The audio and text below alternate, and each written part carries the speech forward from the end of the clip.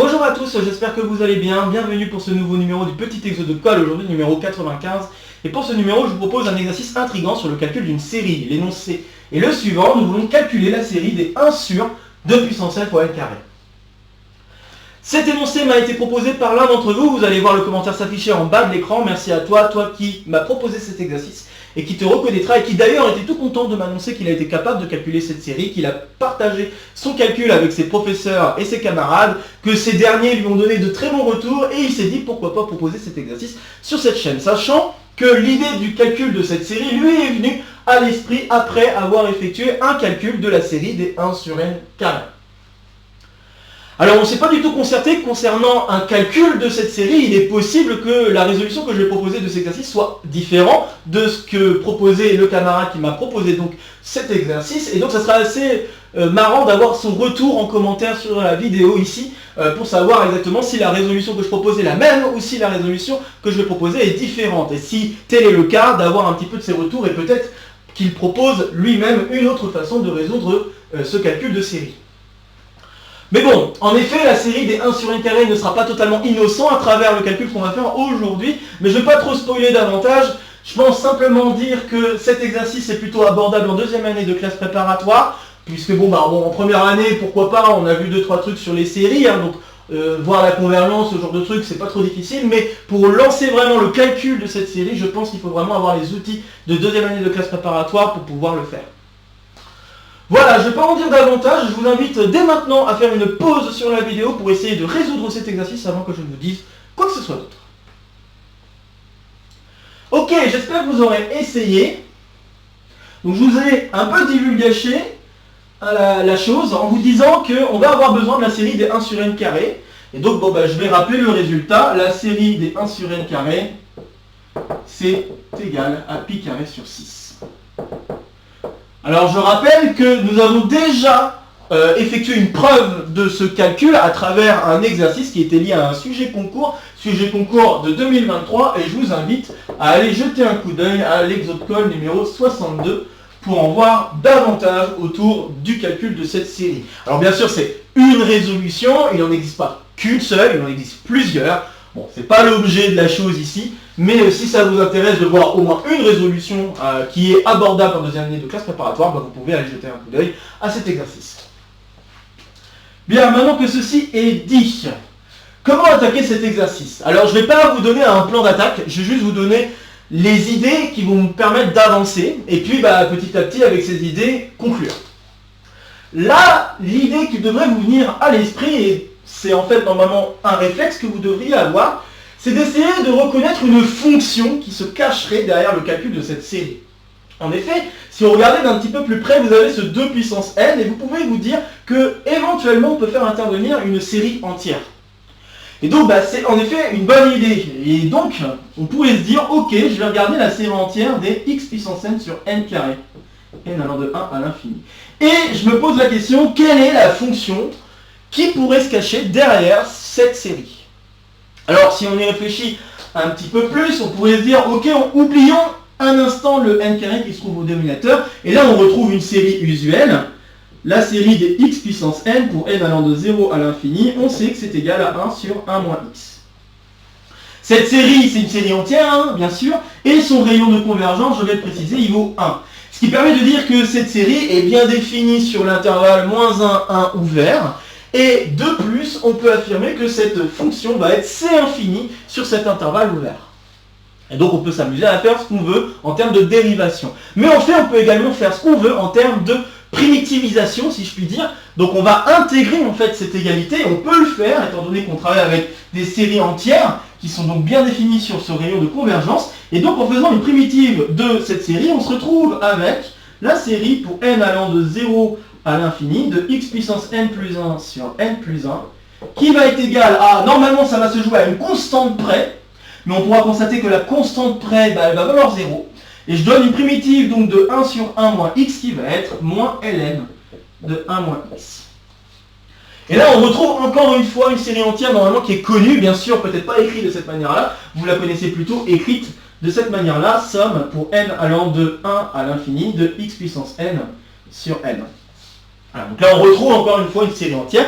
Et je rappelle que le passage là de la série entière connue vers la série entière également connue, hein, c'est censé être une série entière connue, eh bien ça vient d'un calcul de primitive. Et vous pouvez toujours calculer une primitive terme à terme d'une série entière sur son rayon de convergence, ce qui signifie que la série entière que je viens de vous proposer, elle est bien définie sur l'intervalle ouvert moins 1, 1, donc son rayon de convergence est le même. C'est R égale 1. Bien, et puis nous, ce qui nous intéresserait, c'est d'avoir plutôt un 1 sur n plus 1 au carré par rapport à la série que je viens d'écrire. Donc ce qui serait une bonne idée, ça serait de se dire, j'ai envie de refaire une primitive, mais je ne vais pas refaire une primitive directement sur cette fonction, j'aimerais refaire une primitive, mais sur une fonction qui n'est pas très lointaine de celle qu'on a ici, puisqu'on voudrait avoir du n plus 1 au carré au dénominateur. Et pour cela, je vais tout simplement diviser par x. Si je divise par x, je vais avoir donc du x puissance n, et je vais diviser par x ici. On pourra s'assurer que j'ai bien le droit de diviser par x et que je ne vais pas perdre du tout en régularité puisque la série ici restera une série entière sans aucun problème étant donné que les indices de puissance commencent à 1, donc rien ne m'empêche de diviser par x. Et une fois que j'ai fait ça, je vais intégrer à nouveau la série entière que j'aurais obtenue. Donc si je divise par x, je vais obtenir la série des x puissance n sur n plus 1, n allant de 0 à l'infini, et je vois que ça c'est égal à moins ln de 1 moins x sur x. Et maintenant, je refais une primitive, chose que je peux faire encore une fois parce que j'ai affaire à une série entière de rayon 1. Et donc, je peux affirmer que sur l'intervalle moins 1, 1 ouvert, je peux faire donc cette primitive et obtenir la somme pour n allant de 0 à l'infini de x puissance n plus 1 sur n plus 1 carré, qui n'est rien d'autre que la série qu'on cherchait. Et de l'autre côté, je dois faire une primitive de cette chose. Alors bien sûr, encore une fois, ça va se jouer à une constante près, mais si je choisis bien la primitive ou l'intégration que je veux faire derrière le calcul de cette primitive, je peux faire en sorte que la constante colle des deux côtés. Ici, je peux constater que si je remplace x par 0, j'obtiens 0. Donc une bonne idée, ça serait de faire une intégrale qui commence à 0. Et donc je vais obtenir le résultat suivant, moins l'intégrale de 0 à x de ln de 1 moins t sur t dt. Encore une fois, c'est une question de primitivisation de la série entière. Et donc on a égalité des deux fonctions sur l'intervalle, encore une fois, je répète, l'intervalle ouvert, moins 1, 1. Et par-dessus le marché, je vous ai dit pourquoi cette intégrale existe, notamment en 0, puisque vous avez le développement en série entière de la fonction, alors c'est plutôt la fonction qui est là, vous avez le développement en série entière de la fonction qui est ici, et ça permet d'assurer que la fonction, en fait, elle est continue en 0. D'accord ? Donc la diviser par t ici, elle fait sens, il n'y a pas forcément de problème avec ce divisé par t, étant donné qu'on a ce développement en série entière ici qui nous assure la continuité aux alentours de 0. Donc voilà, cette expression est valide sur l'intervalle moins 1, 1. Et à vrai dire, là, on se retrouve avec une fonction qui est une fonction assez connue, c'est la fonction qu'on appelle la fonction d'I-logarithme. Cette fonction-là est la fonction appelée d'I-logarithme. Alors peut-être qu'on enlève le moins, hein. Ça peut dépendre totalement des définitions. Et donc le d'I-logarithme se note généralement LI2. Ok ? Il existe d'autres types de logarithmes, mais nous en parlerons une fois la résolution de l'exercice faite. Mais à savoir qu'une fois qu'on a établi cette expression, on pourrait se permettre de prolonger analytiquement l'expression de la fonction. Alors déjà, on pourrait jouer avec n'importe quel z complexe de module inférieur strict à 1, mais on pourrait prolonger carrément sur tous les nombres complexes si on jouait avec cette expression sous la forme intégrale. Bref, on en reparlera plus tard. Pour l'instant, on va continuer notre calcul et y a un truc qui doit se poser comme question, puisque comme je vous ai dit, on va avoir besoin de la série des 1 sur n carré. Comment faire intervenir la série des 1 sur n carré? Ici, l'idée, ça serait de remplacer x par 1. J'ai envie de remplacer x par 1. Mais a priori, attention, il y a quand même une petite subtilité. Votre rayon de convergence, il est égal à 1. Et là, pour cet exemple-là, et même l'exemple en dessous, remplacer x par 1 pose un gros problème, puisqu'on se retrouve avec des séries divergentes. Ici, remplacer x par 1 donne une série convergente. Là, on est plutôt content. Et donc, on peut appliquer un des théorèmes d'Abel,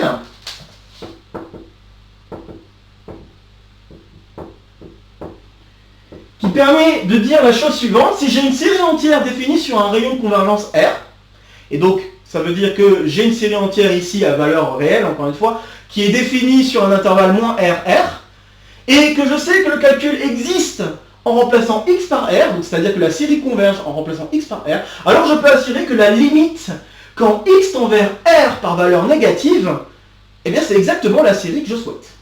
Donc, grâce à ce théorème d'Abel, qui est lié tout simplement au résultat de convergence de question de rayon de convergence d'une série entière, eh bien je peux affirmer que la série pour n allant de 1 à l'infini, donc de x puissance n sur n carré, si je fais étendre x vers 1 moins, alors je peux directement remplacer x par 1. Donc voilà, donc ça c'est grâce à un théorème d'Abel qui me permet d'assurer qu'on peut remplacer x par le rayon quand il y a bien convergence. C'est également valide pour moins r, bien sûr. Bon, voilà. Alors ça c'est une première chose, mais un autre truc que j'aimerais aussi m'assurer, c'est que du côté de l'intégrale, il n'y ait aucun problème. Et pour m'assurer qu'il n'y ait aucun problème, il faut que je vérifie est-ce que l'intégrale de 0 à 1 existe. Et notamment, est-ce qu'elle est intégrable. Peut-être si on peut avoir mieux, autant aller jusque là. Est-ce que cette intégrale, est-ce que cette fonction est intégrable? Donc ça c'était pour la question de la série entière. Maintenant si je regarde la question de l'intégrale, bon alors il faut que je m'attarde maintenant à l'intégrale de 0 à 1, donc de ln de 1 moins t sur t dt. Alors je peux noter que la fonction t qui associe ln de 1 moins t sur t, elle est continue sur l'intervalle 0, 1, ouvert pour l'instant. Okay. Et en fait, ça ne sera même pas pour l'instant, c'est vraiment un problème. En fait, la valeur en 1 est vraiment un problème. Si vous regardez d'un peu plus près, vous avez une divergence assez claire, puisque l'équivalent de cette chose quand t tend vers 1, c'est ln de 1 moins t. Et ln de 1 moins t, ça va tendre vers moins infini quand t tend vers 1. On voit clairement qu'il y a un problème ici. Mais, vous devriez savoir que l'intégrale de ln de 1 moins t, ou même l'intégrale de ln de u au voisinage de 0, existe. Il y a bien convergence de cette intégrale. Et comment on justifie cette convergence? Eh bien, on joue sur le fait que les ln sont moins forts que les puissances, les théorèmes de comparaison. Donc ça, c'était pour ce qui se passe en 0 notamment, et sur tout ce qui se passe en dehors des bords, 0 et 1. Donc maintenant, si je regardais ce qui se passe en 1 moins, alors il faut que je me dise que, en effet, ln de 1 moins t sur t, c'est équivalent quand t tend vers 1 à ln de 1 moins t. Et ça, je sais que c'est un petit taux de racine de 1 moins t, par exemple. Je pourrais faire un autre choix possible, avec tant que je mets une puissance de 1 moins t qui est, qui est pas trop grande, qui doit être comprise entre 0 et 1 de préférence. Alors, je suis en train de réfléchir. Oui, voilà, j'ai mal écrit mon truc. C'est 1 sur, voilà. Oh, excusez-moi, je corrige. Donc c'est 1 sur, parce que sinon ça pose problème, c'est pas ce que je voulais. Parce que, ça poserait problème étant donné que là on a un truc qui tend vers 0, puis ici on a un truc qui tend vers moins infini, donc ça marcherait pas. Là maintenant ça marche, ok, et vous pouvez vous amuser à vérifier qu'en multipliant par racine de 1 moins t, quand t tend vers 1 moins, eh bien vous avez bien la fonction qui tend vers 0. Ok, il n'y a pas de problème, et ça va venir des théorèmes de comparaison. Donc théorème de comparaison. Or, l'intégrale de la fonction qui est ici, elle existe, c'est les critères de Riemann. Okay. Donc, or, l'intégrale de 0 à 1 de 1 sur racine de 1 moins t dt existe. Donc il y a bien intégrabilité même, je pourrais affirmer ça, intégrabilité de cette fonction via critère de Riemann. Bon, ce qui est assez intéressant, c'est là ici on n'est pas en train de le faire ni en 0 ni en plus infini, mais on est en train de le faire, on a un point fixe, enfin un point fini, c'est ça que je veux dire plutôt. Donc on est en train de le faire en un endroit fini, un point fini, et donc quand on le fait en un point fini, on réutilise le critère de Riemann en 0, mais on fait des changements de variables pour s'y ramener. Et là notamment le changement de variable c'est 1 moins t. Remplacer u par 1 moins t. Et donc voilà, vous avez donc cette intégrale qui existe, ce qui signifie que l'intégrale de la fonction qu'on avait au départ, au voisinage de 1, ça marche. Donc la fonction est intégrable au voisinage de 1. Vous avez l'intégrabilité sur tout le reste de l'intervalle étant donné que la fonction est continue. Donc ça veut dire que cette intégrale existe. Pas de problème.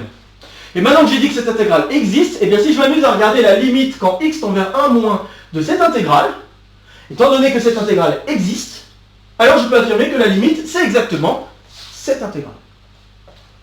Alors je vais effacer un petit peu pour faire de la place. Hop. N'hésitez pas à faire des pauses ou à faire demi-tour sur la vidéo hein, s'il y a des trucs que vous n'avez pas compris et que vous voulez rechecker par vous-même. C'est fait pour ça le support vidéo. Donc, ce que je peux maintenant affirmer, c'est que la limite, donc quand x tend vers 1 moins, de moins intégrale de 0 à x de ln de 1 moins t sur t dt, bah c'est exactement moins l'intégrale de 0 à 1 de ln de 1 moins t sur t. Chose que j'aurais pas pu affirmer si l'intégrale ne convergeait pas. On aurait peut-être eu quelques problèmes si l'intégrale ne convergeait pas. Peut-être qu'on aurait pu affirmer ensuite que la limite, ça serait plus infini, éventuellement, hein, ça je dis pas, mais, ou moins infini, enfin là ici ça serait plutôt plus infini, étant donné que la fonction ici elle est négative et avec le moins ça devient une fonction positive. Mais bref, on aurait peut-être pu dire que la limite est plus infinie, étant donné qu'on a aussi une question de croissance hein, de la fonction. Hein. Je pense que c'est assez clair que dans l'intervalle 0,1 la fonction est croissante, et donc pareil pour l'intégrale, elle est croissante. Hein. Ça c'est pas très difficile de s'en convaincre. Mais le truc surtout important qu'il fallait constater, c'est le fait que l'intégrale converge pour pouvoir s'assurer qu'on puisse remplacer x par 1. Sinon on aurait dû écrire directement, probablement comme ça, hein, écrire directement que c'est plus infini.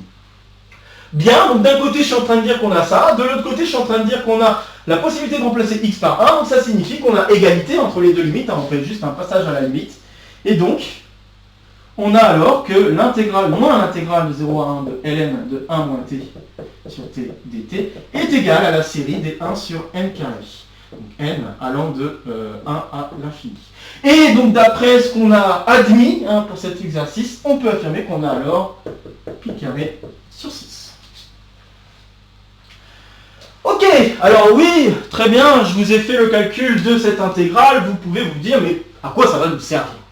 Ben, ça va nous servir beaucoup, puisque bon bah là, le calcul qu'on souhaite faire exactement, c'est remplacer x par 1/2, chose qu'on a tout à fait le droit de faire, hein, étant donné que nos calculs déjà sur la série entière étaient tout aussi valides en remplaçant, donc étaient tout aussi valides pardon, quand on prend x entre moins 1 et 1 ouvert, d'accord? Donc notamment si je prends x égale à demi, nos problèmes. Ok, alors maintenant que j'ai fait ça, j'efface un peu parce que j'ai besoin de place, je vais vous faire remarquer un truc qui va être assez utile, et puis on va pouvoir calculer la série grâce à ça. Alors le truc utile qu'il faut constater, c'est la chose suivante. Si je m'amuse à regarder l'intégrale de 0 à x de ln de 1 moins t sur t dt, eh bien c'est la même chose que l'intégrale de 1 moins x à 1 de ln de u sur 1 moins u du. Et bon, je ne vais pas mettre de moins là, je pense que c'est pas forcément la peine, je ne vais pas mettre de moins. Donc cette égalité est valide tant qu'on n'a pas trop de problèmes avec les calculs, donc là je pense je peux me restreindre à x compris entre 0 et 1, mais à vrai dire je pourrais faire encore une fois x compris entre moins 1 et 1, c'est pas un problème du tout. D'accord, je le redis, étant donné qu'en fait ce truc-là c'est continu aux alentours de 1, hein, exactement comme ce truc-là était continu aux alentours de 0 hein, pour une question de calcul de série entière. C'est vraiment, voilà, c'est vraiment peanuts, j'ai envie de dire. Donc très bien, maintenant que j'ai dit ça, bah, on va le prouver, et pour le prouver, bah, c'est pas dur, hein, c'est juste un petit changement de variable, normalement vous devriez le voir venir. Le petit changement de variable à faire, c'est de poser u égale 1 moins t. Si vous posez u égale 1 moins t, alors vous allez avoir que du égale moins dt, hein, donc je vais mettre moins du égale dt. Okay. Et donc si vous faites ce changement de variable, vous allez obtenir ici l'intégrale, et là je fais le changement de variable, donc je vais avoir 1 moins x, ici 1, de ln de u sur 1 moins u, et là moins du, mais à cause du moins, bah, on rééchange les bornes de l'intégrale, et ceci me donne l'intégrale qui est ici. Voilà. En fait, moins du, je vais mettre comme ceci, pour pas créer des problèmes. Donc voilà, c'est pas très difficile, et le changement de variable que j'ai fait là, il est tout à fait licite, puisque c'est un changement de variable affini. Il n'y a même pas de question à se poser, c'est clairement un C1 difféomorphisme, blablabla. Vraiment, no problème.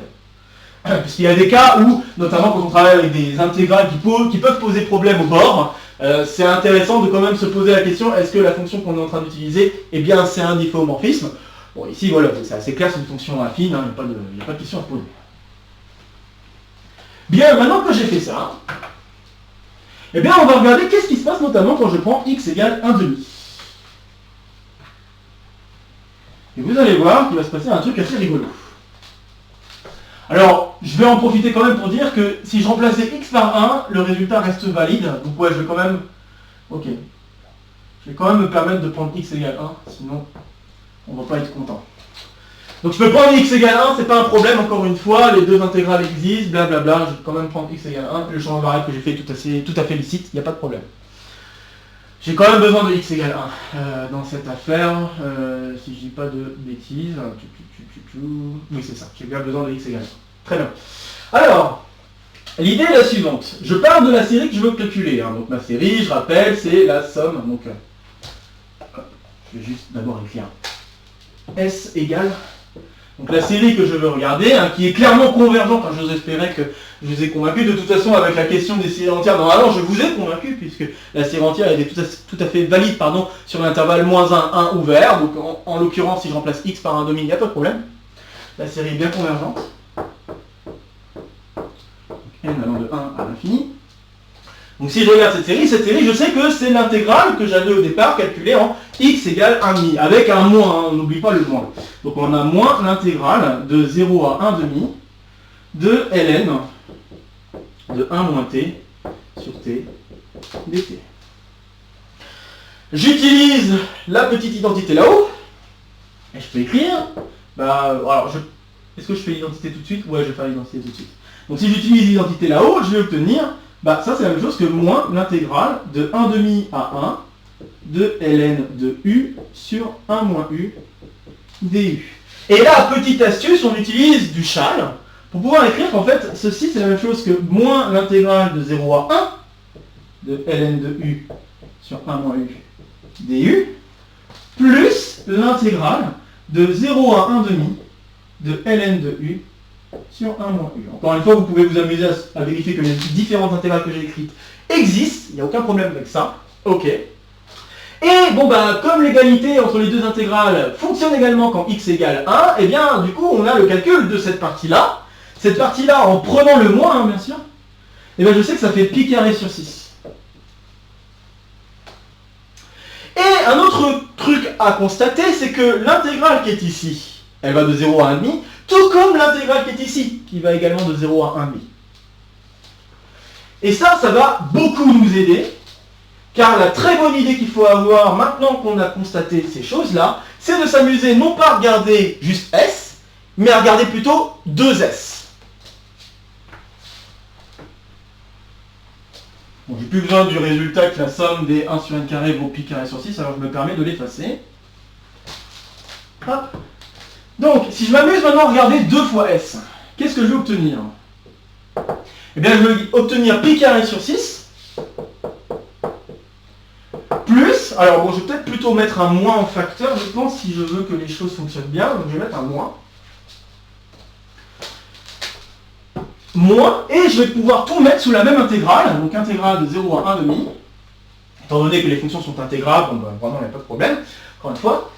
Donc j'ai ça, et je vais avoir ln de 1 moins t sur t, moins ln de t sur 1 moins t.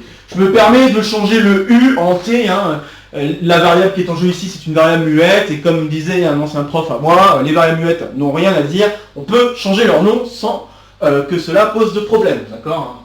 Comme bon nous semble. Donc on se retrouve avec ça, et là, chose hyper étonnante, et c'est vraiment ce qui fait la spécificité du calcul de cette série, et d'ailleurs la spécificité aussi du dilogarithme, car cette propriété est en fait valide si on s'amusait à remplacer 1,5 par une autre valeur, en tout cas si on s'amusait à faire d'autres types de calculs liés au dilogarithme. Mais ici, pour 1,5, il se passe vraiment quelque chose d'assez spécial, c'est que la fonction qui est ici, on peut en donner une primitive. C'est assez étonnant, mais on peut en donner une primitive. En effet, pensez à la dérivée d'un produit. Si vous pensez à la dérivée d'un produit, vous pourriez vous dire, ok, alors normalement je dois avoir un u'v plus uv'. Ok. Qu'est-ce qui pourrait jouer le rôle de u et de v? Si vous regardez d'un peu plus près ce qui se passe, vous voyez qu'il y a le u qui peut être joué par ln de 1 moins t, et le v qui peut être joué par ln de t. Ou l'inverse, hein, bien sûr, parce que là, l'écriture de la somme est plutôt dans l'autre sens. Mais bref, vous avez en fait, sous vos yeux, la dérivée du produit ln de t fois ln de 1 moins t.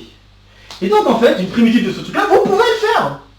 Et cette primitive, c'est ln de 1 moins t, ln de t. À calculer en 0 et en 1,5. C'est fou quand même. Donc là, on se retrouve avec une primitive qu'on peut calculer. Ok, chouette. Alors une fois qu'on a fait ça, ben maintenant il faut calculer ce qui se passe ici. Alors ce qui se passe ici, vous pouvez constater qu'en 1,5, on n'a pas de problème. Par contre, on a un problème en 0. On a un problème en 0, notamment à cause du ln qui est ici. Ok. Alors comment on peut parvenir à régler ce problème en 0? Alors pour régler ce problème en 0, il faut constater que ln de 1 moins t, il tend vers 1 quand t tend vers 0, et du coup on a ln de 1 là qui tend vers 0. Par conséquent, ln de 1 moins t fois ln de t, vous pouvez affirmer, quand t tend vers 0, que c'est équivalent à, alors le ln de 1 moins t est équivalent à moins t. Et pour la seconde fois sur cet exercice, on utilise le théorème de comparaison pour pouvoir affirmer que ce truc-là, quand t tend vers 0, 0 plus, hein, bien sûr. Est-ce que c'est bien 0 plus? Je suis en train de me poser la question. Oui, c'est 0 plus. 0 plus. Donc, vous allez avoir 0, quoi. Bon, je ne suis pas obligé de préciser 0 plus ou 0 moins. Là, normalement, ça serait 0 plus. Allez, voilà, je le précise. Mais, bon, voilà, la question du signe n'est pas forcément très importante. Donc, vous avez, par théorème de comparaison, cette limite. Et par conséquent, ça veut dire qu'en 0, il n'y a pas de problème. Alors qu'a priori, il y avait un problème, mais en fait, il n'y en a pas, grâce au ln de 1 qui permet de compenser le ln de 0, entre guillemets, qui devait apparaître. Donc voilà, donc ça c'est le théorème de comparaison encore. Ok. Et donc, tout ce qui nous reste, c'est la valeur en 1,5. Alors, si je regarde maintenant la valeur en 1,5, j'ai donc pi carré sur 6. Alors, je suis juste en train de demander si j'ai pas loupé un signe. Est-ce que j'ai loupé un signe? Normalement, je pense pas. Donc là, j'ai moins. Oui, c'est ça. Donc j'ai moins ln de 2 au carré. Et voilà. Et j'ai terminé. Enfin, ln de 2 au carré. Ouh là, je vais un peu vite. C'est ln de 1,5 au carré. On va quand même y aller doucement. Sur le coup, j'ai cru qu'il y avait un problème de signe à cause du 1,5. En fait, il n'y a pas de problème de signe parce que ln de 1,5, c'est moins ln de 2. Mais comme il est mis au carré, finalement, ça c'est la même chose que ln de 2 au carré. Donc voilà. Je vous fais l'étape intermédiaire pour dire que je n'ai pas sauté d'étape, tout va bien. Donc on se retrouve avec ça. Et maintenant que j'ai ça, voilà, on peut conclure. Hein, la valeur de S est égale à pi carré sur 12 moins ln de 2 au carré sur 2. Et voilà la chose faite et le calcul de la série effectué. Vous pouvez vous amuser à vérifier que la valeur que j'ai écrite ici est bien une valeur positive. Parce que là, sur le moment, vous pouvez avoir des doutes, hein, mais vous pouvez vous en assurer que c'est bien une valeur positive, ce qui permet d'assurer que, oui, voilà, pourquoi je dis ça? C'est parce que vous voyez votre série là-haut, ça doit être une valeur positive, hein, puisque c'est clairement une somme de termes positifs, et là, le résultat que vous avez, c'est une soustraction entre deux termes. Vous pouvez, a priori, avoir des doutes sur cette soustraction qui pourrait potentiellement donner une valeur négative. Mais je vous assure, il n'y a pas de problème, cette valeur va être positive, et je vous invite à jeter un coup d'œil à votre calculette et à taper ça à la calculette pour vérifier ce que je viens de dire, que ce résultat est bien strictement positif. Bon voilà, ceci donc conclut l'exercice. Alors maintenant j'aimerais parler d'une petite aparté autour du dilogarithme et des polylogarithmes en fait, de manière plus générale. Alors, je vais faire une petite parenthèse qui permettra d'avoir une vue globale. Donc c'est un très joli exercice et vous pouvez constater qu'il y a quand même l'astuce du 1,5 quoi. Et vraiment c'est parce qu'on a choisi 1,5 que les choses se passent très bien. Parce que si on n'avait pas choisi 1,5, là, le moment où on a amené les deux intégrales ensemble, ça ne se serait pas très bien passé. C'est vraiment parce qu'on a pu amener les deux intégrales ensemble que nous avons pu finalement conclure le résultat du calcul. Donc petit aparté sur le dilogarithme et les polylogarithmes. Donc, dilog et polylog. Alors le dilogarithme se définit exactement comme nous l'avons fait tantôt. Donc c'est-à-dire que Li de z, on peut l'amener pour les nombres complexes, ça va être la série des z puissance 2 sur z puissance 2, z puissance n sur n carré, n allant de 1 à l'infini. Et en effet, on peut s'assurer que ça revient à l'intégrale. Alors bien sûr, intégrale au sens complexe. Donc là, il y a une question complexe que je ne vais pas aborder davantage ici. Mais en effet, il y a une question comme ça qui devrait apparaître. Donc intégrale de 0 à z avec un moins de ln de 1 moins u sur u du. Et sinon, c'est aussi égal à l'intégrale, donc moins l'intégrale de 1 moins z à 1 de ln de, je vais mettre t cette fois-ci, 1 moins t dt. Et il y a pas mal de résultats qu'on peut démontrer sur le dit logarithme.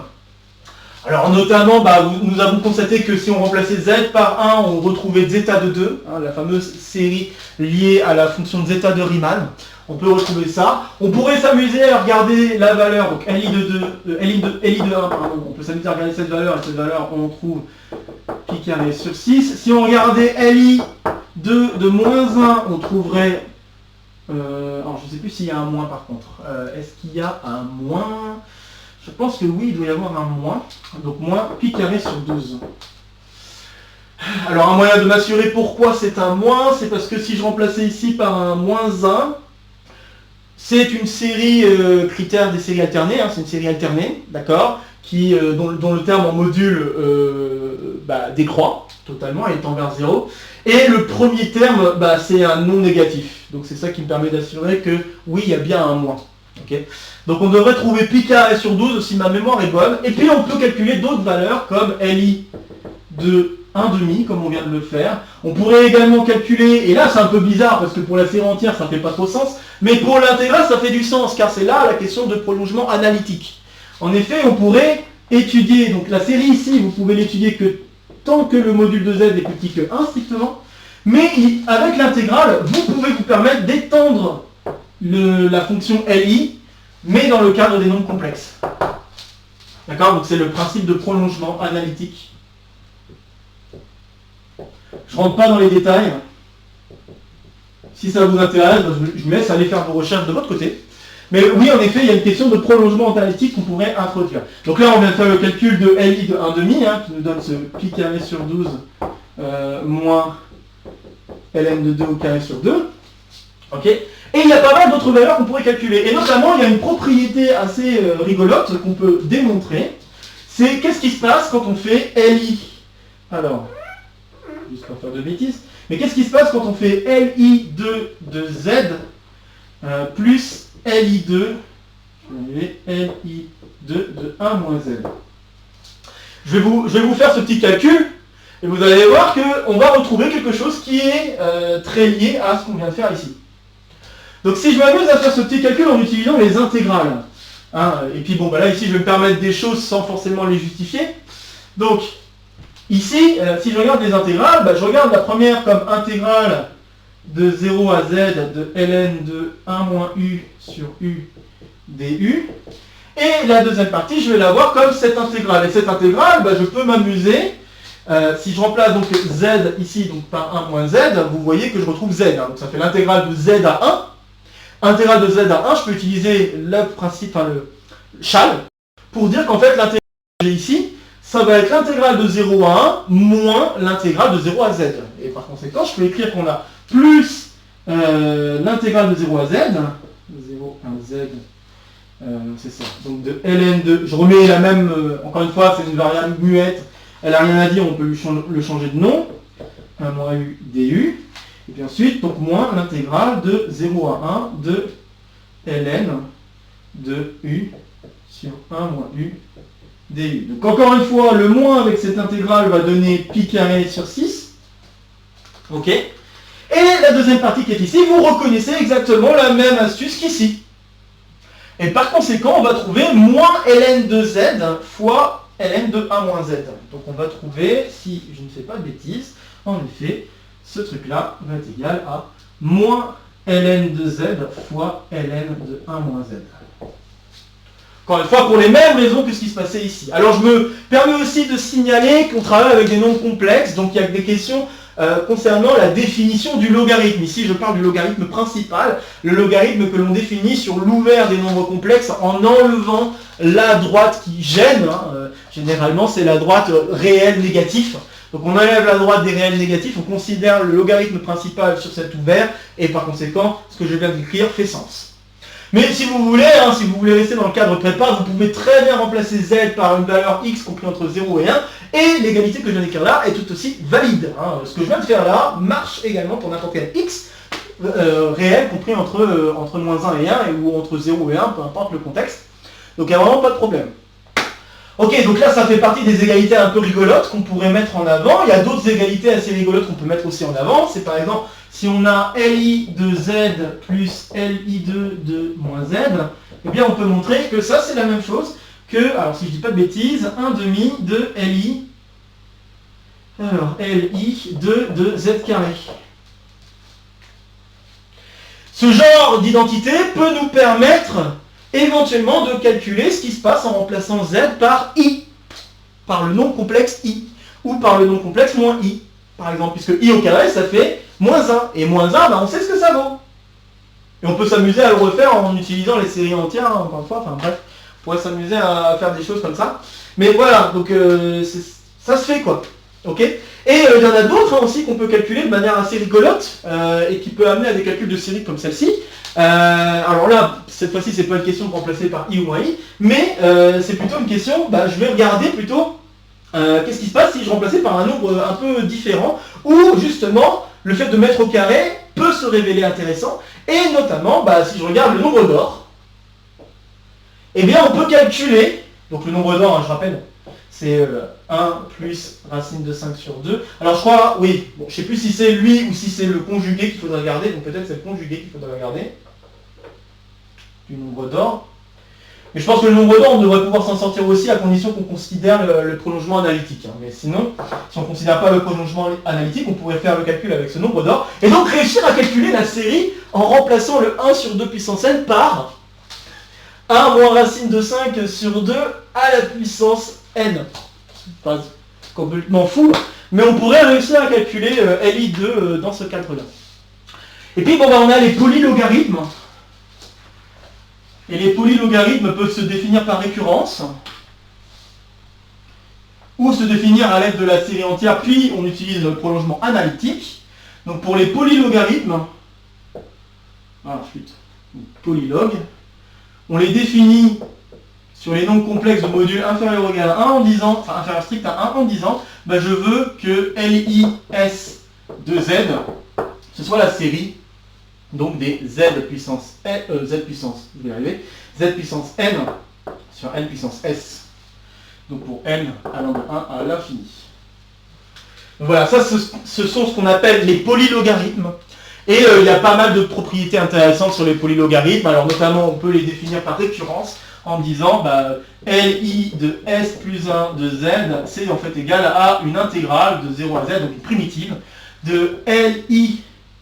Encore une fois, je suis en train d'écrire ça avec des nombres complexes, donc bien sûr, il y a 2-3 trucs à dire, mais ici, je me permets de les skipper, c'est pas vraiment ce que je veux ici, je veux juste vous faire, vous donner envie, éventuellement, de faire une publicité sur les polylogarithmes et les logarithmes, et les dilogarithmes, donc c'est généralisation un petit peu de primitive de logarithme, quoi. T, dt. Voilà, donc on peut généraliser la relation de récurrence qu'on commençait à avoir d'ailleurs pour construire les différentes séries entières qu'on a vues juste avant, donc les différentes séries entières qui ont démarré l'exercice. Donc en effet, on a ce genre de relation qui apparaît. Et donc bien sûr, il y a aussi une question d'écrire sous la forme intégrale le résultat. Alors l'intégrale ici, ça serait normalement un u puissance s moins 1, si je dis pas de bêtises. Mais voilà, il y a des moyens de les réécrire d'une certaine manière. Je ne vais pas m'étendre davantage là-dessus. Mais voilà, il y a des résultats intéressants, donc notamment le lien avec la fonction de zeta, car si je remplace z par 1, on trouve zeta de s. Voilà, la fonction de zeta de Riemann, encore une fois. Si je remplace par moins 1, on trouve la fonction eta, cette fois-ci. Donc la fonction état, qui est aussi une autre fonction assez intéressante en théorie des nombres. Et la fonction état, c'est un peu le cousin de la fonction de zeta. On change juste, au lieu d'avoir 1 sur n puissance s, on regarde aussi moins 1 puissance n sur n puissance s, quoi. Au lieu de ça, voilà ce qui se passe, c'est tout. Et puis voilà, il y a 2-3 trucs qui sont connus sur les polylogarithmes, mais bon, globalement, il y a peu de... il y a des choses connues, mais il n'y a pas énormément de choses connues, quoi. Il y a des trucs assez intrigants qui restent encore ouverts, tout simplement parce que pareil, c'est lié aussi... Il y a des choses qui sont liées au problème du millénaire, liées à la fonction d'état. Donc voilà, c'est pour ça qu'on n'est pas capable de dire énormément de choses sur cette fonction LI. Mais par contre, ce sont des fonctions qui peuvent apparaître quand on commence à calculer des intégrales pour lesquelles on n'a pas forcément de primitives explicites. Voilà, donc ça aussi, ça peut arriver. Bref, je pense que j'ai dit tout ce que je voulais ajouter, en tout cas, sur le dilogarithme et le polylogarithme, en espérant que ça vous ait donné envie d'en savoir davantage sur ces sujets-là. Donc je vais m'arrêter ici. Comme d'habitude, n'hésitez pas à partager la vidéo si vous connaissez des camarades qui seraient intéressés par la vidéo ou par le contenu de la chaîne de manière plus générale. N'hésitez pas à laisser en commentaire vos questions, vos remarques, vos retours concernant ce petit exercice de colle. Et je serai content d'avoir des retours de la personne qui m'a proposé cet exercice pour savoir si la résolution que j'ai proposée coïncide avec sa résolution ou s'il en avait une autre. Et dans ce cas-là, je serai content de voir son autre résolution. Bref. Comme d'habitude, ici ce sera pour me soutenir, ici ce sera pour vous abonner, n'oubliez pas d'activer la clochette et vous allez avoir la possibilité de faire le tour de la chaîne avec ces 2 nouvelles vidéos qui vous sont proposées. Sur ce, je vous retrouve très vite pour de prochaines aventures mathématiques, portez-vous bien et à très bientôt. Salut à tous!